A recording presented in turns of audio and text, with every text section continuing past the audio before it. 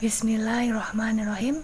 Assalamualaikum warahmatullahi wabarakatuh.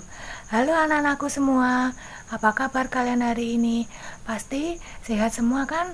Baik anak-anakku semua, jumpa lagi dengan Ibu Dita dalam mata pelajaran TIK untuk kelas 8. Anak-anakku semua, kalau di pertemuan sebelumnya kita sudah membahas tentang komunikasi data. Komunikasi data adalah pengiriman atau pertukaran sebuah data. Nah, salah satu yang memungkinkan terjadinya komunikasi data adalah internet. Nah, sekarang permasalahannya bagaimana cara menghubungkan komputer yang kita punya ke internet. Ada yang sudah tahu? Apa belum?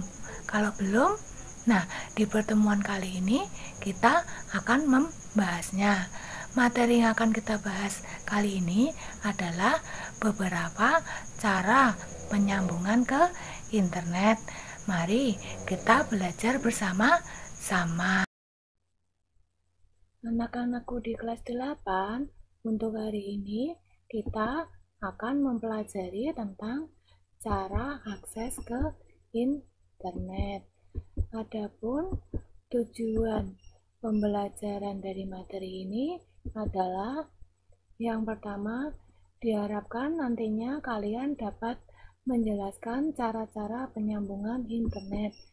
Yang kedua, diharapkan kalian nantinya dapat menunjukkan cara-cara penyambungan ke internet.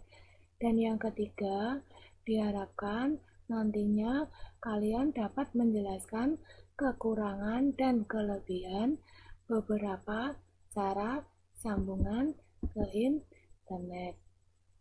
Cara akses internet. Anak-anakku sekalian, kalian sudah tahu artinya akses? Ya, akses adalah menyambungkan. Yang berarti di sini kita akan mempelajari bagaimana cara menyambungkan ke internet. Cara akses ke internet di sini ada 6 cara. Yang pertama adalah akses internet melalui dial-up. Yang kedua, akses internet melalui ADSL. Yang ketiga, koneksi atau akses internet menggunakan WiFi. Dan yang keempat, koneksi internet menggunakan VSAT atau satelit. Yang kelima, koneksi internet menggunakan TV kabel. Dan yang terakhir adalah akses internet melalui jaringan 4G. Kita bahas satu persatu. Yang pertama, akses internet dial-up melalui jalur PSTN. Dial-up melalui jalur PSTN atau Public Switch Telephone Network yaitu cara kita terhubung ke ISP atau Internet Service Provider melalui jaringan telepon reguler. Contohnya adalah Telkomnet Instan dari ISP Telkom. Sedangkan dial-up adalah cara menghubungkan komputer kita ke internet menggunakan telepon. Kecepatan akses internet menggunakan dial-up itu mencapai 56 kilobit per second atau 56 kilobit per second. Anak-anakku sekalian, jadi akses internet dial-up ini adalah akses internet yang mana kalian menggunakan telepon rumah. Jadi jika kalian mempunyai telepon di rumah, kalian bisa memanfaatkannya untuk internet. Nah, berikut adalah gambarannya. Di sini ada sebuah perangkat komputer, di sini ada dial-up modern, dan di sini ada sambungan teleponnya. Dan sini dari telepon menyambung ke ISP. Yang kedua, akses internet melalui ADSL. ADSL atau Asymmetric Digital Subscriber Line merupakan salah satu dari beberapa jenis DSL di samping SDSL, IDSL, GHDSL, WHDSL, dan ADSL. DSL itu sendiri merupakan teknologi akses internet menggunakan kabel tembaga.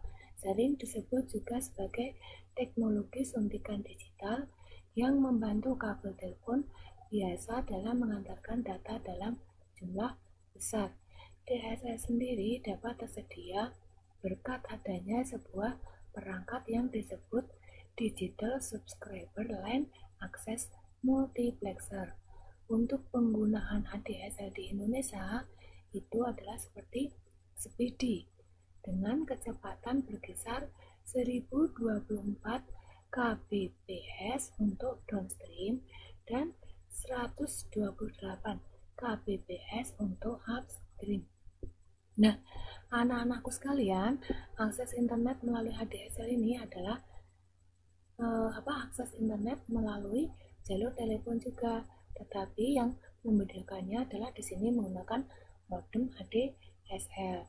Dan untuk kecepatannya, ini kecepatan downstream atau kecepatan downloadnya itu 1024 kbps, sedangkan kecepatan untuk upstream atau kecepatan untuk mengupload data itu adalah 128 kilobit per second.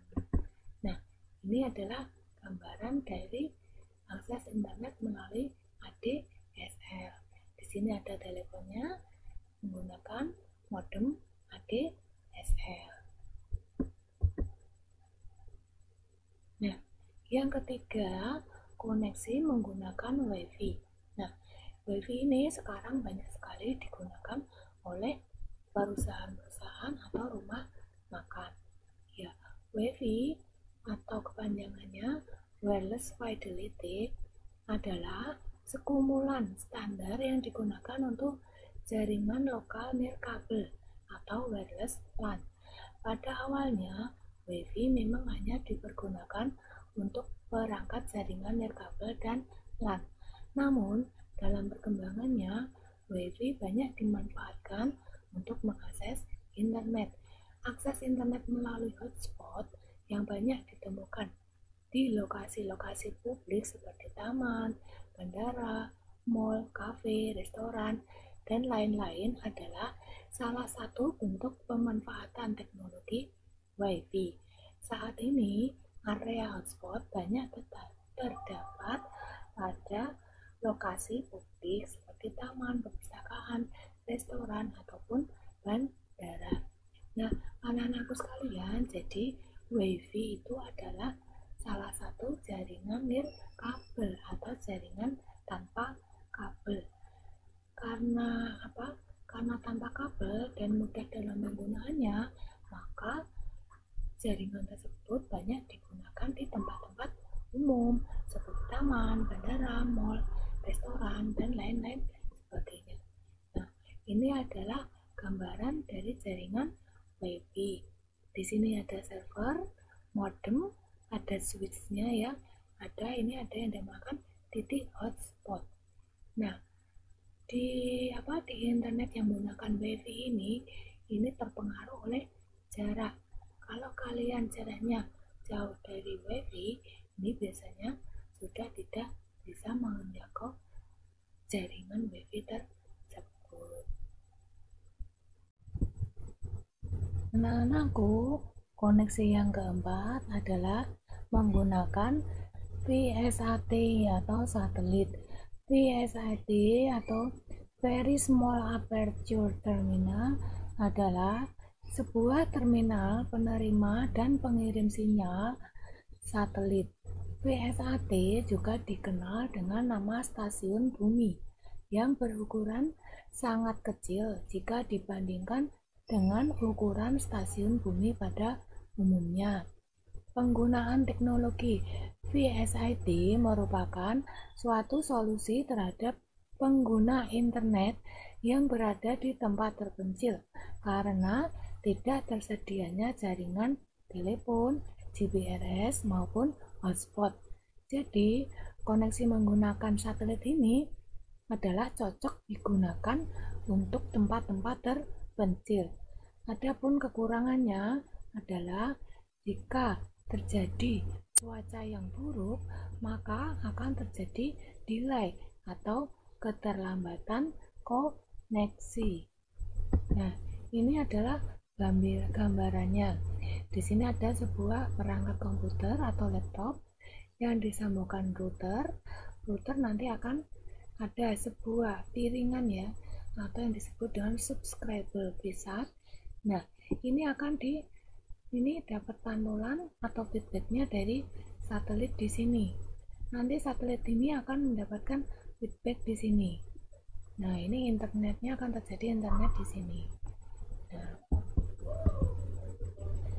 koneksi yang kelima adalah menggunakan TV kabel. Jaringan ini untuk jalur komunikasi data yang lebar karena melewati gambar bergerak dan suara yang berkualitas tinggi. Biasanya biaya yang dikeluarkan untuk akses internet dengan TV kabel merupakan satu paket dengan layanan TV kabelnya.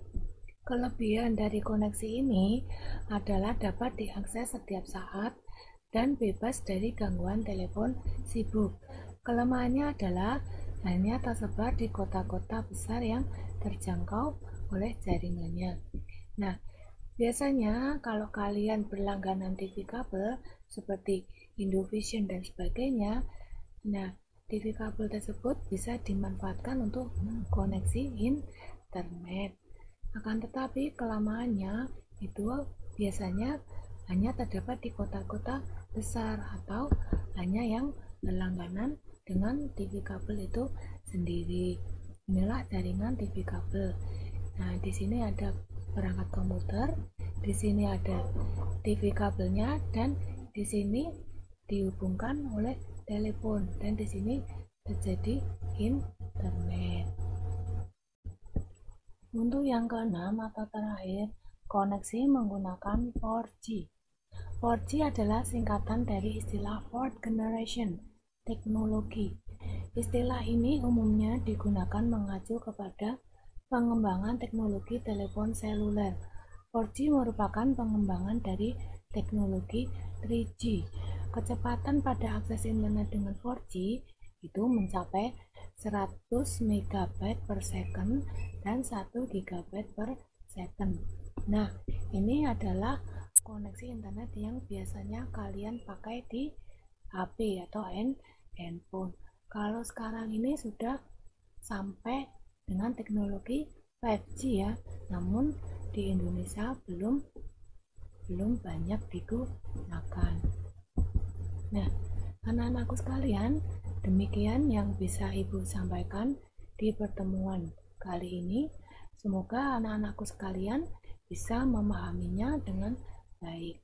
Dan untuk pendalaman materi, jangan lupa kerjakan latihan soal pada modul yang sudah dibagikan.